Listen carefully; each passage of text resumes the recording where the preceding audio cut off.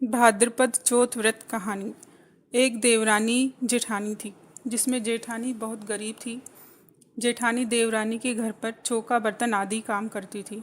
बदले में देवरानी बचा हुआ बासी भोजन जेठानी को दे दिया करती थी। तब जेठानी उस भोजन को अपने पति व बच्चों को खिलाती थी।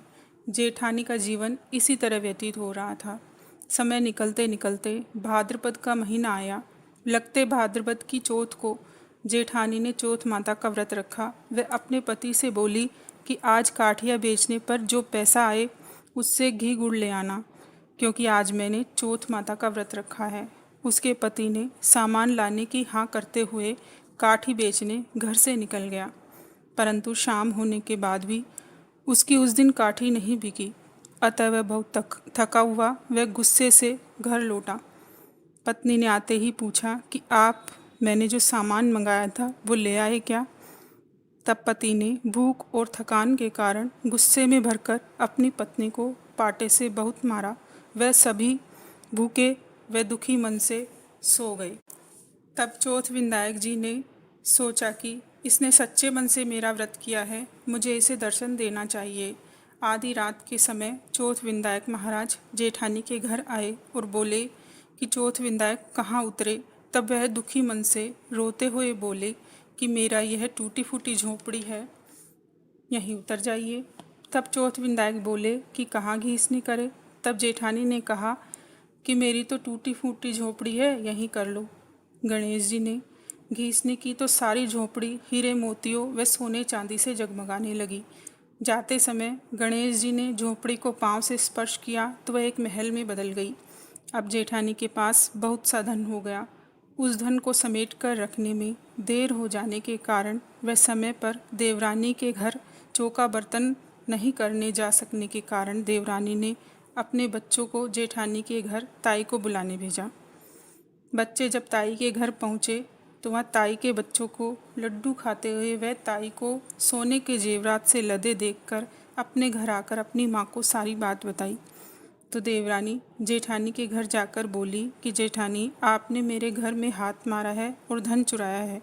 तब जेठानी बोली कि मैंने कहीं चोरी नहीं की, यह तो मेरे चौथ विंदायक जी ने दिया है। वह चौथ व्रत की सारी बात बताई कि कैसे चौथ विंदायक ने धन दिया। अब तो देवरानी ने भी चौथ व्रत करने की सोची। 15 दिन बाद चौथ आई तो उसने व्रत रखा। वह अपने पति से काठिया बेचने का आग्रह किया।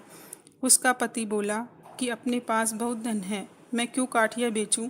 लेकिन उसकी पत्नी ने जिद पकड़ ली, अतः वह काठी बेचने निकल पड़ा। शाम तक उसकी भी काठी नहीं बिकी, अतः वह भी गुस्से में आकर अपनी पत्नी को पीटने लगा तथा बिना भोजन किए सो गए। वहीं आधी रात को चौथ विंदायक आए और बोले, चौथ विंदायक कहाँ उतरे? तब घमंड से देवरानी बोली कि उसकी तो टूटी फूटी झोंपड़ी थी, परंतु मेरी तो सुंदर महल है, यहीं उतरे और यहीं घीसनी करे। तब भाद्रपद का महीना था। चौथ विंदायक हरा भरा खाकर आए थे, तो उन्होंने जो घीसनी की तो सारा घर बदबू से भर गया। वह चौथ विंदायक जाते समय महल को झोपड़ी में बदल गए। सुबह हुई तो देवरानी ने सोचा कि अब तो बहुत धन हो गया होगा, क्यों ना आप समेट कर रख लूँ। लेकिन क्या देखती है कि सारा घर बदबू से भरा हुआ था। वह जितनी गंदगी समेटती वह दोगुनी हो जाती। उसने अपने पति से आग्रह किया कि पहले जैसा सब सही करवाओ।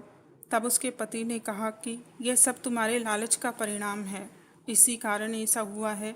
तब सभी ने सलाह दी कि अपना आधा धन अपनी जेठानी को दो, तभी सही होगा।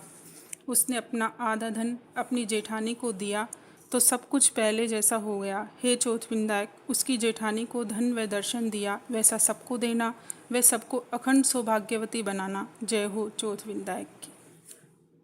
अगर आपको यह कहानी अच्छी लगी तो प्लीज़ लाइक करें और कमेंट करके ज़रूर बताएं, और चैनल को सब्सक्राइब करना ना भूलें ताकि आप तक आने वाली त्योहारों की कहानियाँ पहुँच सके। धन्यवाद।